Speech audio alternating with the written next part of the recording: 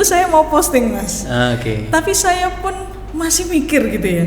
Apakah saya posting ini nanti menimbulkan sebuah pertanyaan atau statement gitu ya. Nih sombong gitu aja diposting gitu ya. Okay. Memang kan sudut pandang setiap orang terhadap orang lain saja kalau kita ketemu nggak sama. Setiap orang dalam konteks ilmu komunikasi pasti punya field of experience dan frame of reference yang berbeda-beda. Ini saya perlu posting atau enggak? Oh iya, seperti yang Bu Fani tadi ya. Nah, tapi kalau udah terlanjur kita posting terus kemudian ada komentar yang negatif, memang bisa saja satu kita abaikan.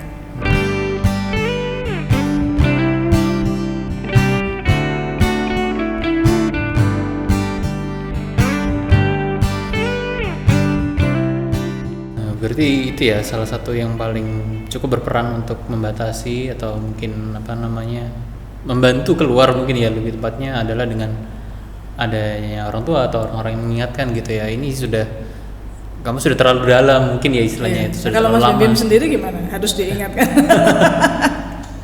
Kalau saya Bu jujur kalau sosial media itu biasanya saya cenderung yang mudah bosan sebenarnya sama sosial media. Jadi mungkin 5-10 menit sudah selesai, balik lagi. Kecuali kalau sudah mau tidur gitu ya, saya biasanya muter sampai ketiduran.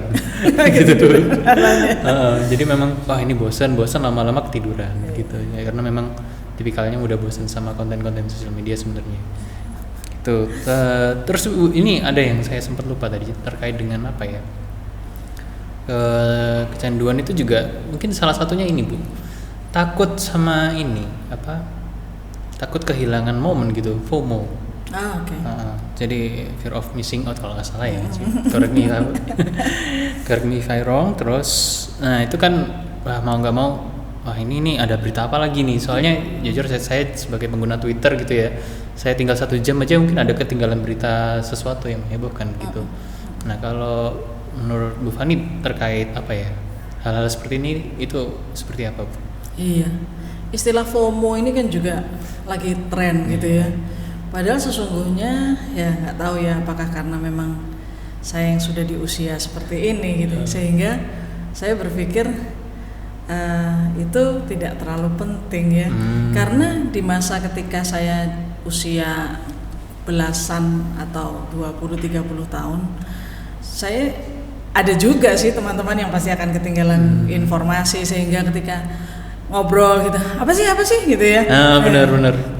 Nggak tahu nih gitu ya. Terus kita ngerasa gitu. Bagi saya sih nggak apa-apa. Kalau saya ya. Okay. Ya kenapa sih emang? Ya emang seharian gua kerja. Gitu ya. Kayak kemarin Mas, sesungguhnya saya seharian tuh Mas kemarin tuh, mulai jam 8 pagi sampai 9 malam karena saya mesti nemenin mahasiswa gitu ya. Iya. Otomatis saya hampir nggak pegang HP. Makanya kemarin pegang HP itu sebentar-sebentar saya taruh sudah gitu. Jadi sudah saya nggak ngerti apa-apa tentang. Tapi saya tahu bahwa ketika malam saya mau istirahat, saya masih bisa ngikutin walaupun nggak akan detik itu juga, tapi semua it's okay, no problem. Ya di masa yang lalu apalagi orang taunya koran Mas ya, mohon maaf. Koran itu kan nggak detik itu juga. Ya. Kan beda dengan Twitter, terus kemudian dengan berita-berita daring yang orang belum masuk di televisi aja sudah heboh, kecelakaan di sana ini. Ya terus kalau kita nggak tahu emang kenapa? Nggak, ya bagi saya nggak dosa juga, nggak masuk neraka. Selama itu tidak masuk neraka bagi saya fine. Ya sekarang tergantung ke teman-teman ya. Apakah dengan FOMO begitu terus kemudian hidup kita akan habis? Saya pikir kok enggak seharusnya ya. Tapi entah kenapa isu itu demikian menggeliat di kalangan anak-anak muda, saya juga semestinya jujur masih bertanya-tanya. Saya malah mikirnya ini Bu, kalau misalnya FOMO itu mestinya malah wartawan gitu ya, takut ketinggalan berita ya. Mestinya yang takut ketinggalan berita wartawan kan. Kenapa malah jam 2 pagi tidur depan kebakaran loncat tuh deh.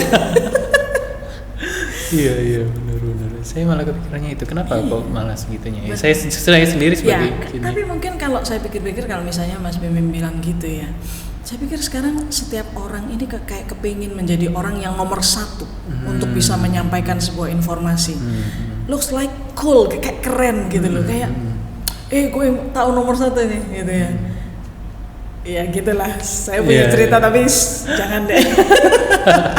Karena ini terkait orang lain ya. Jadi tapi itulah kayaknya keren gitu kalau bisa ngomonginnya. Oh yo kok tahu apa benar. Ya, jadi tapi nggak tahu ya, bagi saya semestinya kalau terkait dengan keseharian kita sih semestinya kita perlu lebih cooling down lah, lebih santai. Makanya kayak sekarang ini banyak orang yang merasa seperti ketakutan pada banyak hal, entah bener atau enggak ya Mas Bim ya. Jadi ya seperti salah satunya FOMO gitu ya, terus kemudian ya FOMO kan akhirnya nanti berujung pada kekurangan orang untuk percaya sama kita gitu. Benar. Dan sebagainya. Ya selama kita jujur apa adanya, tulus ya udah toh. Ya kalau saya sih balik lagi ya, tapi ya tiap orang emang beda-beda. Cuman harapannya adalah kita bisa mengendalikan diri lah ya. Iya. Sebenarnya dengan pemikiran itu ya tadi ya Bu ya. Mungkin berita-berita itu nggak terlalu yang berdampak juga sebenarnya ke kita ya. Kenapa harus segitunya, kecuali mungkin terkait kerabat, teman terdekat gitu, mungkin kita harus segera atau beritanya di luar sana jauh dari kita gitu. Atau teman-teman yang trading saham gitu ya, mungkin berita-beritanya mungkin perlu bagi mereka. Kalau urusan saham itu mungkin hampir setiap jam kan atau tiap mungkin itu kasus yang berbeda ya mungkin ya mungkin case by case kali ya. Dan itu kan juga dikaitkan lagi dengan profesi ya Mas ya, pekerjaan ya, kayak tadi Mas Bim katakan kayak wartawan, terus kemudian dia saham atau dan sebagainya, itu kan memang yang harus up to date terus gitulah kira-kira ya. Jadi kayak peristiwa perang Rusia Ukraine yang kemudian berdampak pada beberapa hal. Lalu kemarin Ratu Elizabeth II meninggal gitu. Ya mungkin ada dampaknya tipis-tipis, tapi kan tidak sampai yang seperti apa pada hal yang bersifat global gitu. Gitu. Terus ini Bu, terkait dengan mungkin ini ya, balik ke fitur-fitur tadi ya Bu. Jadi karena yang semuanya, setiap orang sebenarnya memiliki keleluasaan untuk berekspresi, tetapi menurut saya mungkin ada yang sedikit gitu ya, mungkin bisa entah ya, kalau dari sudut pandang saya adalah sedikit berlebihan gitu, misalnya dari hal berdoa di sosmed gitu kan, itu kan relasi dengan Tuhan gitu, tapi mungkin orang-orang tertentu punya sudut pandang tertentu. Terus juga mungkin ada yang sampai berkomentar segala macam terlalu negatif, bahkan mungkin sampai mengucapkan sih, menuliskan ujaran kebencian gitu. Itu kira-kira ya Bu ya, yang sedang dipikirkan atau yang sedang mereka rasakan sampai seperti itu apa ya Bu ya kira-kira? Iya, ini saya jawab agak panjang nih Mas. Iya, nggak apa-apa Bu. Karena menarik nih. Jadi gini, saya coba kasih contoh dari akun media sosial saya. Saya itu memang jarang update gitu. Tapi saya kepingin update sesuatu yang ingin betul-betul saya ingat di dalam perjalanan kehidupan saya, gitu ya. Bahkan mohon maaf, ini saya tidak bermaksud apa-apa, saya cerita aja. Jadi beberapa hari yang lalu Tuhan mengizinkan satu penghargaan mampir dalam hidup saya. Puji Tuhan. Itu saya mau posting Mas. Tapi saya pun masih mikir gitu ya. Apakah saya posting ini nanti menimbulkan sebuah pertanyaan atau statement gitu ya. Nih sombong gitu aja diposting gitu ya. Nah, jadi saya akan posting karena itu sejujurnya salah satu hal yang bagi saya monumental gitulah ya. Tapi saya sedang memikirkan kira-kira captionnya apa yang akan saya tulis. Ini belum saya naikkan Mas. Saya masih mikirin caption gitu. Karena apa? Karena saya sendiri nggak kepingin sampai orang follower saya gitu ya, yang tidak banyak itu juga, sampai berpikir ini sombong lah apalah gitu. Tapi saya cuma pengen itu jadi album. Jadi bagi saya akun media sosial saya itu memang hanya album kenangan gitu. Istilah saya tua banget memang ya. Album kenangan itu perjalanan hidup saya gitu lah. Nah, tetapi di sisi lain saya pernah bercanda sama mahasiswa saya gitu ya, beberapa mahasiswa saya itu juga influencer gitu, influencer, selebgram lah begitu-begitu ya. Terus kadang ada yang cerita, iya tuh Miss ini kadang-kadang ada omongan nggak enak gitu. Nah, kalau saya bercandanya begini, ya kalau kamu kan akunnya monetize ya, jadi kalau dari sudut pandang saya, apakah kamu akan dapat lover atau haters, itu tetap menaikkan engagement, begitu. Tapi kalau bagi saya sendiri, saya jujur nggak siap menerima pandangan negatif dari follower atau teman-teman yang ada di situ gitu ya. Makanya saya betul-betul sedang meramu gitu ya, caption apa yang jangan sampai lah bikin orang berpikir bahwa saya sedang ingin memamerkan sesuatu gitu. Ya, jadi balik lagi Mas ya, bicara tentang fitur ya, kembali ke tujuan kita. Semestinya kita menggunakan akun media sosial kita ini untuk apa sih, demi kepentingan apa. Ya. Saya punya 3 akun media sosial Mas, bukan second account ya. Oke. Yang satu memang akun saya pribadi, itu saya private memang, jadi nggak semua yang follow saya accept, ya nggak semua sih memang. Yang kedua saya open karena itu terkait dengan buku-buku yang saya tulis memang. Jadi saya memang kadang share, saya nulis buku ini buku tentang apa dan sebagainya. Lalu satu akun lagi itu dengan kawan, saya punya semacam CSR, Corporate Social Responsibility. Saya sebagai seorang dosen dengan teman untuk meningkatkan literasi. Itu juga saya open pasti kan nggak mungkin ya. Jadi setiap hari hampir 1 minggu saya kalau itu update terus, karena jujur dibantu oleh beberapa volunteer untuk update konten-kontennya. Ya, tapi yang private ini yang memang saya jarang update sih. Karena tadi ya Bu ya, mungkin private-nya karena tujuannya untuk album itu tadi. Iya betul. Ya. Jadi memang nggak banyak yang saya accept juga gitu. Oke. Berarti sebenarnya apa ya Bu ya? Tadi kan memang jadi sesuai dengan kita sendiri mau menampilkan apa sebenarnya Bu ya. Iya betul Mas. Tetapi ada ya itu tadi Bu yang saya masih sebenarnya Bu, sepengen itu gitu, mungkin ingin eksis bahkan sampai berdoa, itu sih yang saya juga masih. Ya mungkin lebih ke konten ya, berdoa itu ya. Makanya tadi saya ceritakan tentang pamer gitu. Karena memang kan sudut pandang setiap orang terhadap orang lain saja kalau kita ketemu nggak sama. Setiap orang dalam konteks ilmu komunikasi pasti punya field of experience dan frame of reference yang berbeda-beda. Mas Bim dengan saya mungkin latar belakang keluarga berbeda, dibesarkan dengan cara yang berbeda, kemudian kita berinteraksi juga dengan cara yang berbeda misalnya gitu ya. Dan itu saja sudah bisa menimbulkan friksi. Nah apalagi yang kita di media sosial, di mana di media sosial itu saya nggak tahu kamu yang sebenarnya kamu ini siapa, gitu ya. Dan kita lebih gampang ngejudge gitu.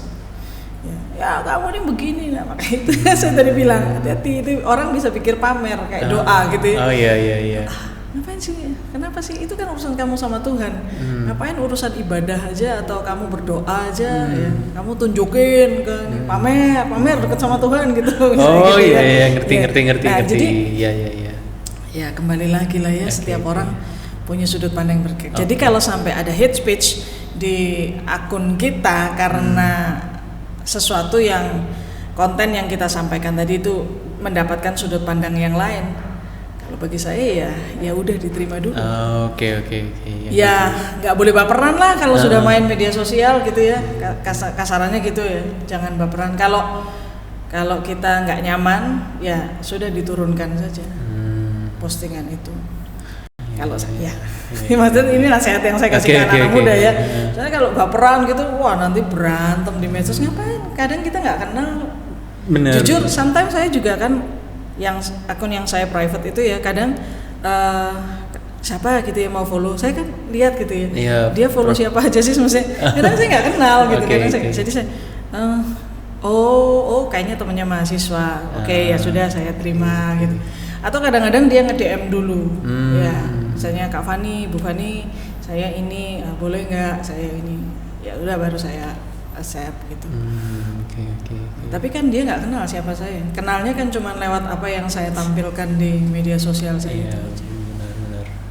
Ya Bu ya, berarti tergantung perspektif sebenarnya ya Bu ya. Jadi arahan-arahan seperti itu dan mungkin postingan-postingannya juga mungkin dari latar belakang didikan orang tua atau mungkin dari apa yang dia pelajari dari lingkungannya juga gitu ya. Akhirnya terdorong untuk memposting hal yang mungkin dari perspektif orang lain tuh kok memposting ini, kenapa memposting ini, padahal ya mungkin karena perspektif itu tadi ya Bu ya.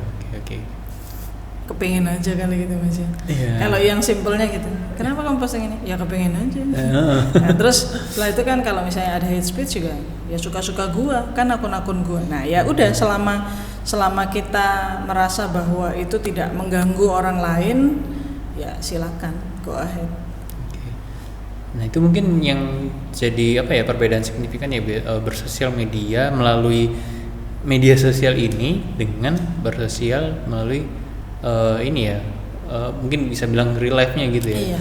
Kita nggak mungkin kalau misalnya Bu Fani tadi bilang memposting penghargaan tadi di Instagram itu kan bukan berarti tiap ke orang-orang nunjukin ini saya bawa itu kan. Jadi memang beda dengan real life sebenarnya. Karena ini memang untuk ini buat albumku gitu. Tapi orang lain melihat kok kamu bawa ke sini gitu. Kok kamu kayak bawa gini.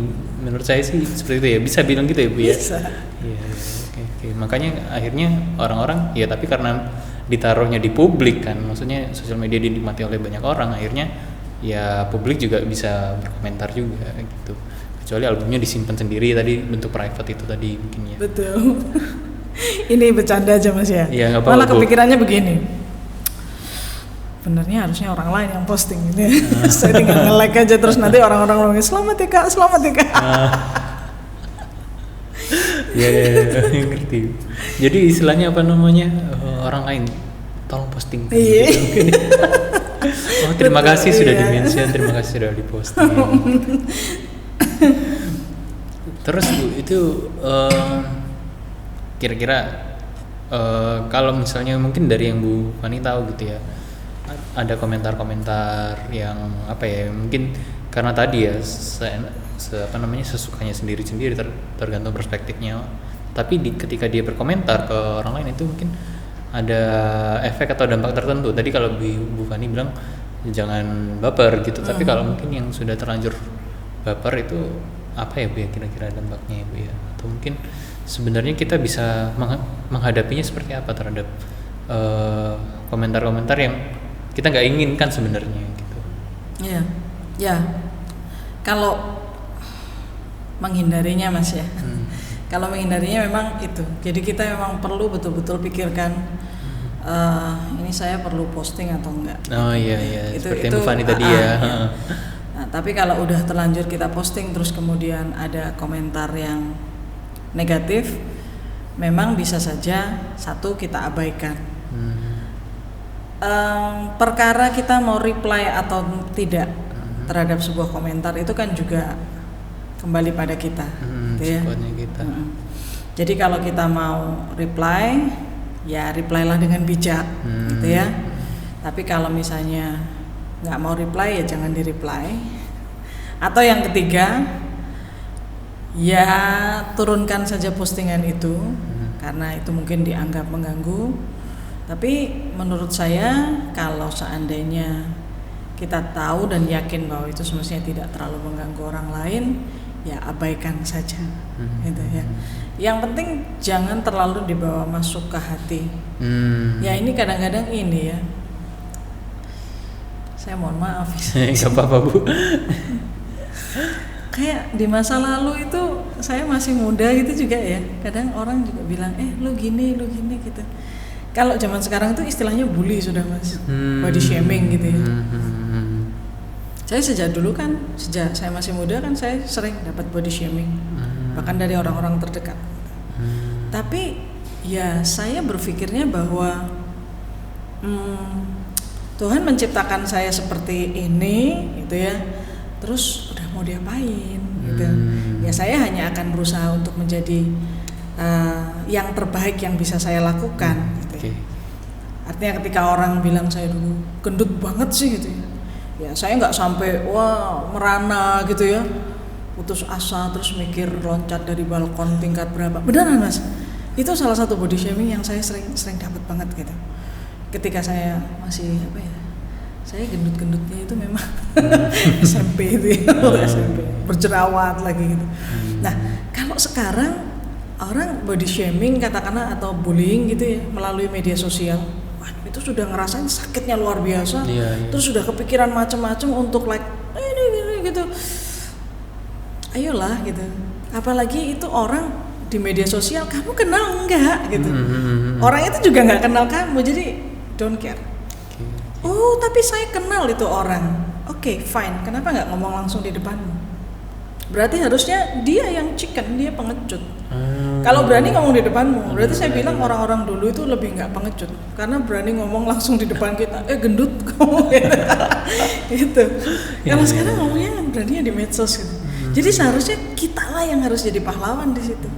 Kalau bagi saya ya, jadi teman-teman nggak perlu justru merasa tersakiti. Jadi harusnya malah jadi pahlawan di situ. Orang kita jalan aja bisa salah, Mas. Ya, kita napas aja bisa salah. Kalau orang itu sudah apalagi katakanlah gini ya.